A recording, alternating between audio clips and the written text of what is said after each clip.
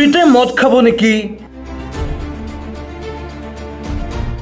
বিজেপিয়ে বিনামূলীয়াকৈ বিলাইছে মদৰ বটল। এই মঙহা দিনত বিনামূলীয়াকৈ মদ খাবলৈ হ'লে আপুনি যাব লাগিব বিজেপিৰ সভালৈ।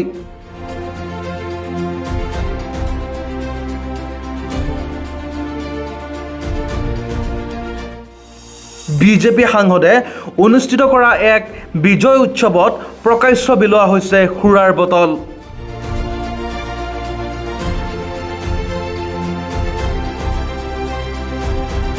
প্ৰথমেই চাই লওক এই দৃশ্য।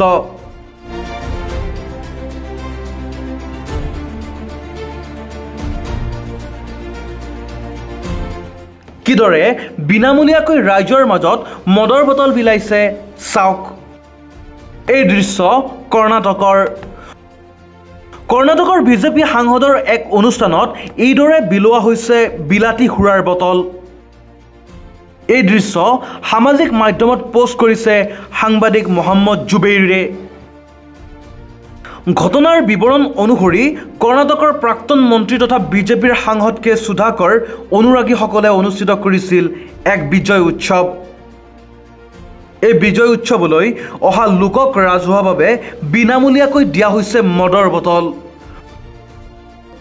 মদৰ বটলৰ বাবে শাৰী শাৰীকৈ থিয় দিছে সাধাৰণ জনতাই। এই ঘটনাৰ ভিডিঅ' ছ'চিয়েল মিডিয়াত বিয়পি পৰাৰ লগে লগে সৃষ্টি হৈছে বিতৰ্কৰ ধুমুহা।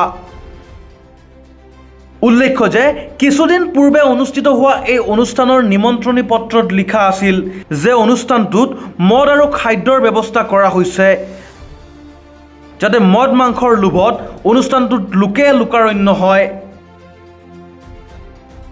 জানিব পৰা মতে এই অনুষ্ঠানৰ বাবে আৰক্ষী মোতায়েন কৰিবলৈও নিৰ্দেশ দিছিল সাংসদ কে সুধাৰকে। সূত্ৰ অনুসৰি বিজেপি সাংসদ কে সুধাকৰে নিজৰ বিজয় উদযাপনৰ বাবে আয়োজন কৰিছিল এই অনুষ্ঠান।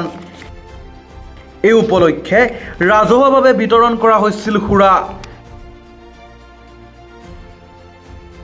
স্থানীয় ৰাইজৰ মতে অনুষ্ঠানৰ বাবে ট্ৰাকে ট্ৰাকে অনা হৈছিল সুৰাৰ কাৰ্টন।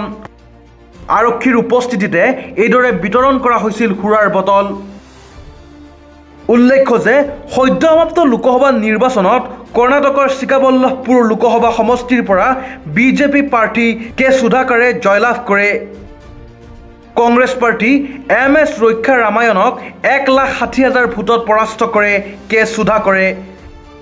তাৰ পিছত যেন ক্ষমতাই মূৰত ধৰিলে কে সুধাকৰৰ, যাৰ বাবে আইন কানুন সকলো ধোৱা চাঙত তুলি মুকলিকৈ বিতৰণ কৰিছে লক্ষ লক্ষ টকাৰ সুৰা। এই ঘটনা পোহৰলৈ অহাৰ পিছতেই বিজেপিক আক্ৰমণ কৰিছে কংগ্ৰেছে।